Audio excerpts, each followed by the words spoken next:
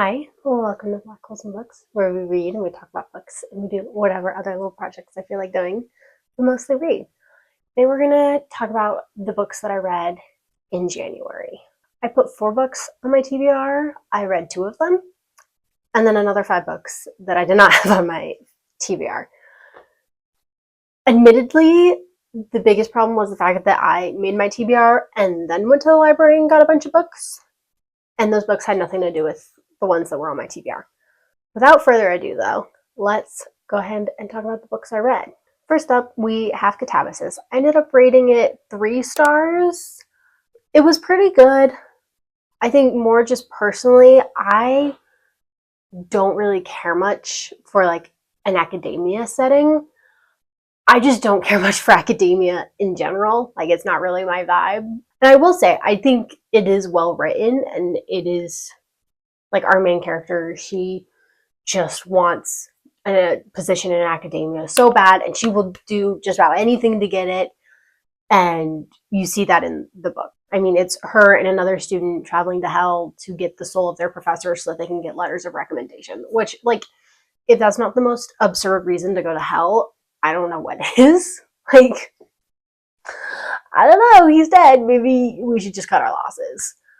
But it is interesting seeing how, like, our main character, Alice, she will go to such extreme lengths to get what she thinks she needs or wants, but then you also realize, like, to some extent, at least to me, how she came across to me was like she's essentially brainwashing herself into thinking that, like, this situation she's in and the things she's doing to get what she wants are acceptable or good, and that she's okay. She's so not okay, and she's in such denial about it. And I think that also drove me crazy, because it's just like, girl, you should not be proud of yourself for not eating all day because you're so engrossed in what you're studying. Like, that's just so bad and so toxic. And I think I had trouble relating to her, which, I mean, personally, given my feelings on things, I think that's probably pretty good, because it was a good book.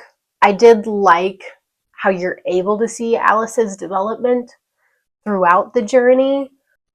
Girl needed the character growth. I think that was really good.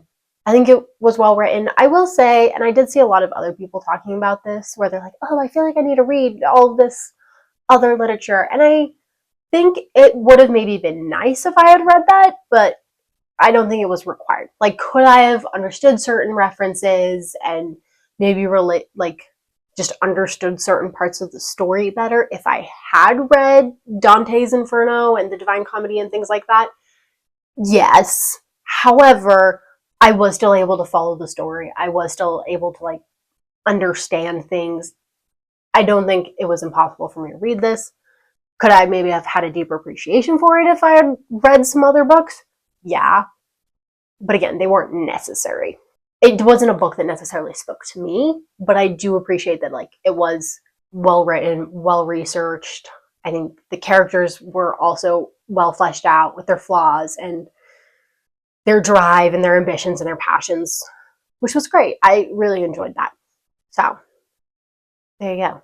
The other book that I read that was from my TBR was Morningstar by Pierce Brown.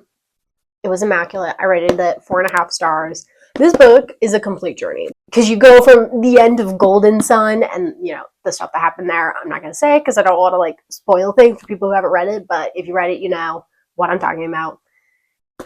You go from all that stuff to, like, everything that happens later. And, like, there is so much that happens in this book. Like, it's a journey. It's an emotional journey. It's a physical journey. We're everywhere, feeling everything. But I will say, it was so immaculate. I love this series so much. I love the relationships that the characters have, like, especially like Darrow and Severo, how they're just these best friends. And yes, they're both imperfect human beings, but they both love each other like brothers, and they care about each other so much. And just, I don't know, these characters and the relationships they have are just so amazing, and I love them so much. I don't know, I think Darrow's such an interesting character with his motivations, what he wants versus what he does, and the mistakes he makes. And there are a lot of parts of this book where it's like, that's, you kind of have to question what's happening. Like, was it good to do this? Was it bad? And the motivations. And it's like, there's a lot of doing bad things for a good reason, but sometimes you have to wonder, like, have we crossed a line though? Like, at what point is it, yeah, you did this for this good end, not enough to justify what you did? Anyway, I love this series. I love this series so much. It is great. It's immaculate. 10 out of 10. Next, we're going to talk about the Murderbot Diaries, books 1 and 2. I only have book 2 here, but I read All Systems Red at the beginning-ish of the month, and then I just finished this one last night. They were both great. I will say I initially rated book 1 4.5 stars. Looking back, I probably should have rated it like 3.5, but they are good, and I do recommend them. Some background on what it's about. We have this robot, Murderbot, who he belongs to a company who will be contracted to give supplies and things like that to private contracting companies, like private companies that want to explore certain planets for whatever reason. And so anyway, he's a robot, but he's hacked it's called the governor module that like kind of makes him follow these certain rules. And so now he pretty much has free will and can do whatever he wants, but he doesn't tell anyone, because obviously, like, if he told them, they would just like, oh, well, we're going to fix that then. That's pretty much the premise. What you come in on is just like him being like, yeah, I have free will, but nobody knows, and I need to act like I don't. And he just likes to watch TV. And he's very, like, socially anxious, which I think is kind of funny. First book, stuff happens. I'm not going to get into it, because if I say, I will ruin the book. But stuff happens, and then this is kind of a continuation of his adventures where he's trying to, like, kind of figure out his past while also dealing with, like, another set of characters. I've enjoyed these. I would say both of them, I would rate them 3.5 stars. They're fun. They're very quick reads. I will be getting books 3 and 4, and I will probably continue with this series. The next book we're going to talk about is Dangerous Assassin. I rated this book 3 stars. We'll talk about why in a minute, but first I'm going to give some background. This book is focused on our main character, Amira, who is trained as an assassin, but by birth, because her mother was a sorceress, she also is a sorceress, and she has magical powers. She's an assassin, though, because her father wanted her to be able to do that for him. And she also has a curse on her where she has to follow all of her father's orders. Her father is the king of a little province under this larger empire. And then the prince of this larger empire is coming because he wants to marry Amira's sister, like half-sister though. He comes, he's going to marry her, changes his mind at the last minute and decides he wants to marry Amira, and then you have a whole adventure with that. The reason I rated it 3 stars though is because it just felt very insta-lovey. Like, their eyes met across the room, and then they were in love, and sparks are flying, whatever. And I, admittedly, a large part of the problem could just be I'm not a big romance person in general, but this just, insta-love is really not my vibe. I don't like it. It never really feels that realistic to me either, where it's like they just meet eyes and they're like, wow, I love them. And so that's why I rated it 3 stars. I feel like it really could have been like 4.5 stars if their relationship was allowed to like kind of mature more over a length of time instead of like within a week. They're like, I love you. And it's like, no, that was too fast. I'm sorry. You don't know him well enough. Like, he's a good person, but I feel like you don't know him well enough to really love him or anything. That aside, it is good. I think if you enjoy romance more than me, you would enjoy it more than I did. And I will read, the next book is Dangerous Outlaw. I will read that one eventually. It was good. It's like good to the point where I feel like it's worth it to continue the series. However, it's not like I'm going to base my personality off of it kind of good, if that makes any sense. Our next book that we're going to talk about is Color of Magic. This one I did not love. I rated it like 1.5 stars, which made me hesitant to like continue the Discworld series.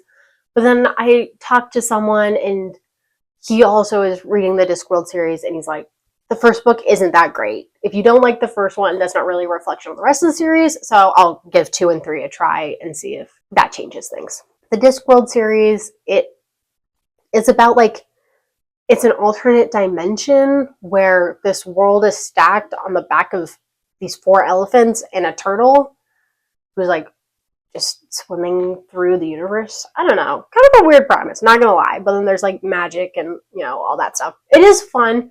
I think it's an interesting world. I see a lot of potential here. I just wasn't feeling it with this story, especially as it went on. So like at the beginning, it was pretty like, oh, this is interesting. It's interesting. There's a tourist and there's fun stuff happening. But then especially as it went on, it was just like kind of just getting more all over the place. I felt like I was getting lost a lot, and then it was just like hard to care. Like it felt like there was too much going on, and I just couldn't quite follow it. We'll give the next book a try, see how things go, because apparently it kind of follows different characters in a different storyline. We won't give up on it because other people have spoken for the rest of the series. If I hadn't known that like 2 and 3 were different, I probably would stop here, though. I will be honest. Our last book that I read in January is A Practical Guide to Conquering the World. I also finished this one yesterday. So this is part of the Siege trilogy. Background on it. There's these different empires. In one empire, a lot of people hate them because they're really violent and they've killed a bunch of other people. Apparently that's not a great way to make friends, and, you know, it makes other people want to kill you. And so now they're having to deal with that. First 2 books, the main city, it's just called The City, is under siege, and they're trying to deal with that. This one follows a different character who's like from the empire that's being destroyed, but he's a translator, so he's kind of living with diplomats in another empire called the Ekman Empire. And so he's living there when they get news like, oh, the Robur, who is the group of people that everyone hates, has been annihilated. And so he has to deal with like, oh, I'm the last of my people and everyone else is dead. This is a bummer. And also trying not to die because he doesn't have any protection anymore. He ends up deciding to try and conquer the world, which, good for him. Now that I have finished this Siege trilogy, though, I will say each book in the trilogy follows a different main character, but all of the main characters have pretty much the exact same personality. Yeah, they're pretty much the same person. I'm going to be entirely honest about that.